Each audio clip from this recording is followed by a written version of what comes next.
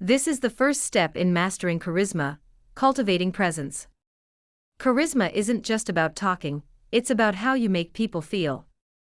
Let's dive in, so you can start transforming every interaction in your workplace. Stop waiting to talk and start listening to understand. Most people don't listen, they wait for their turn to talk. True charisma starts when you listen to understand, not to respond. Think of a conversation as a dance, not a race. When you're racing, you're focused on crossing the finish line first, getting your point across. When dancing, you focus on the rhythm, the connection, and the flow. For this, do this. Practice the 3-second pause. After someone finishes speaking, pause for 3 seconds before responding. This shows you're digesting their words, not just planning your reply. Then ask clarifying questions. Use phrases like, "Could you elaborate on that?" or "What does that mean for you?" Next is the mirroring techniques to make others feel heard.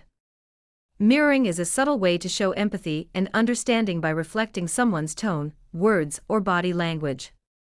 Mirroring is like tuning a radio. When you match someone's frequency, the connection becomes clear and strong. Here's how to apply the verbal mirroring. Repeat key phrases they use to reinforce understanding.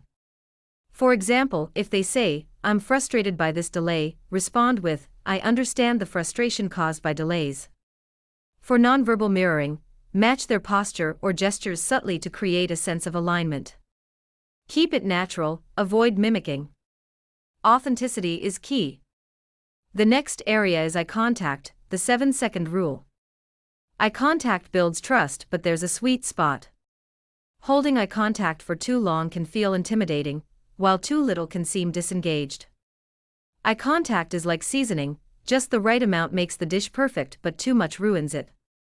Practice this, use the 7-second rule, hold eye contact for about 7 seconds at a time before naturally glancing away. Combine with active listening, nod or smile occasionally to show you're engaged. Next key area is body language, posture and open gestures for trust building. Your body speaks louder than your words. Open and confident body language fosters trust and invites collaboration. Imagine your posture is like an open door. When it's open, people feel welcomed. When it's closed, they feel shut out. Here's how to implement it. Stand tall, sit straight, keep your back straight but relaxed to project confidence. Use open gestures, avoid crossing arms. Instead, use hand movements to emphasize points.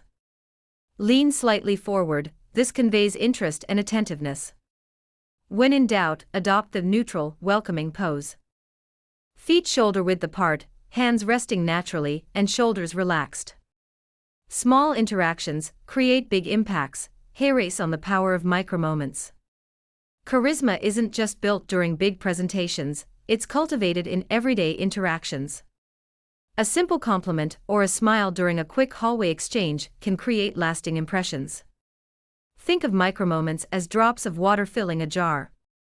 Each small gesture adds up until the jar overflows with trust and goodwill. Here are action steps for you. Start with names, use someone's name in greetings. For example, "Good morning, Alex." Compliment genuinely, a simple, "I noticed how well you handled that client call," can brighten someone's day. Practice the 2-minute connection. Take 2 minutes in casual conversations to ask about their interests or well-being. Charisma begins with presence. By listening actively, refining nonverbal communication, and mastering micromoments, you'll not only elevate your interpersonal skills but also become a magnetic force in your office. Remember, charisma is not a talent, it's a habit. Practice these techniques daily to cultivate the core of charisma. Start small today. At your next meeting, try pausing for 3 seconds before responding or using the 7-second eye contact rule. Notice how these minor adjustments transform your interactions.